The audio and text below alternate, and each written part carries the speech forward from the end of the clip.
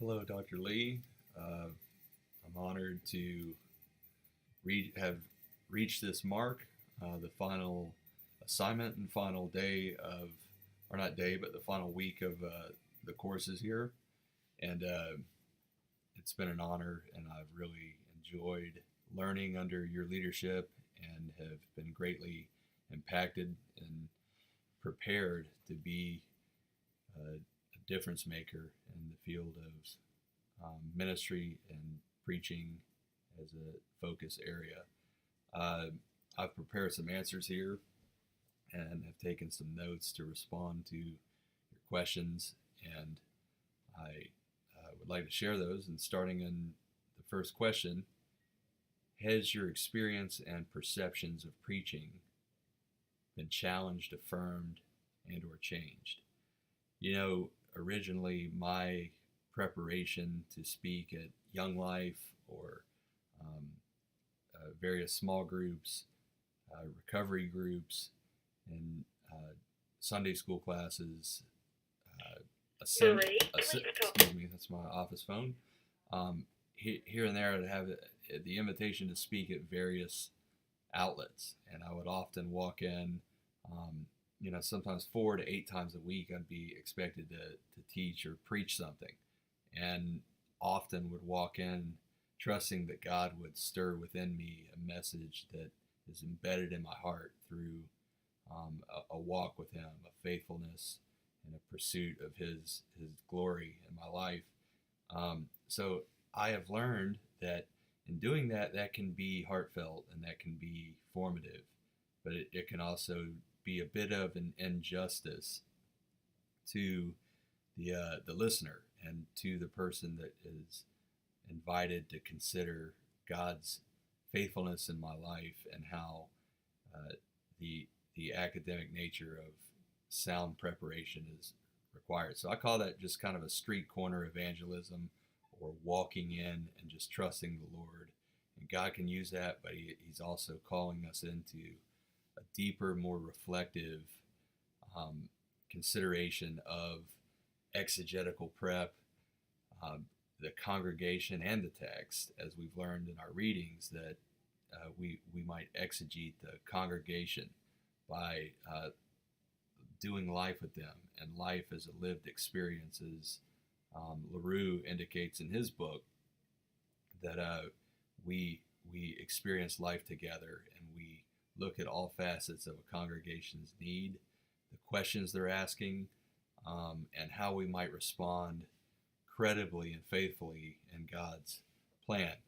Secondly, the development as a preacher and listener and participant in communities of faith this quarter. So as a preacher, the responsibility is to speak truth in love, which requires loving people right where they are, not where we think they should be. So I think that's a critical solution and realization for me this quarter, is that we might consider the responsibility of preacher, which follows a bit of what I said in my first answer. Um, so the task is a tall order, and that's why it's definitely a calling, and it's definitely an invitation into a deeper responsibility in the church as a whole, and being prepared to give the right answers. So participation in the faith community is the importance of being fully present. And I'm going to read this this quote that LaRue reflects on Richard Lisher, who said of the Black church, "They remind us that the sermon is not a verbal essay, but an oral performance of Scripture that includes the whole congregation." And I think that is central to all four of these questions and this class, that the consideration of the entire congregation and how we might bring resolution.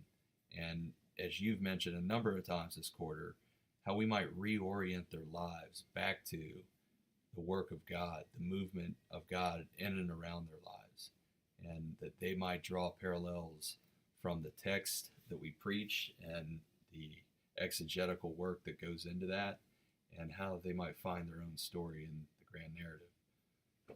Question 3, you say how a key moral and social cultural injustice within my context is addressed through the proclamation of the gospel. Dr. Lee, you have offered a directive for me to help people experience the text, not just understand it. And as we've covered this quarter, the pathos, the ethos, and the logos are central to how we appeal to the logic, the intellect. And thank you for helping me further understand the ethos and the credibility that I bring as a speaker and minister and preacher, as what value I contribute based on how I choose to live the sanctified life that God has designed. So this leads to a social justice and advocacy and being a difference maker as we appeal to the emotion, the logic, and the ethos of a congregation and a community, and doing life together with them. Specifically, the underpin of my community and my context struggle is the need to be needed, which we can all relate to. And then in correlation with the need to be needed is the desire to remain anonymous, which is a challenge that we face in this community, and I am victim of that as well. And I think that God is drawing us out to find our worth and our value in Him alone, and that He provides for our needs. And to remain anonymous specifically means walking into the church and walking out without being engaged. So that is one of my goals and challenges of how people might reframe for themselves what God's inviting them into as part of a restoration ministry and calling process. So finally, the ongoing goals and commitments as a witness of the gospel that go beyond this course. So commitment is an unchanging willingness to respond to the needs of people, of situations, of circumstances that go beyond circumstances. So an unchanging willingness to respond, address, and equip people that go beyond any circumstance that might arise that would hinder the minister's effort and or their response to faithfully engage the world around them and God in it.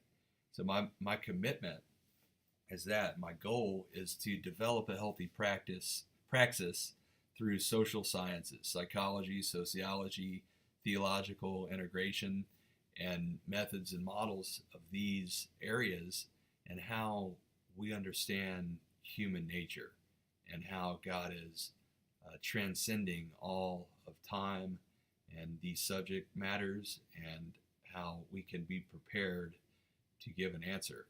As I'll close with 1 Peter 1:13, it says, therefore, prepare your mind for action, is the NASB version. But then the NIV says, with minds that are fully alert and sober, setting your hope on the grace to be brought to you when Jesus Christ is revealed at His coming.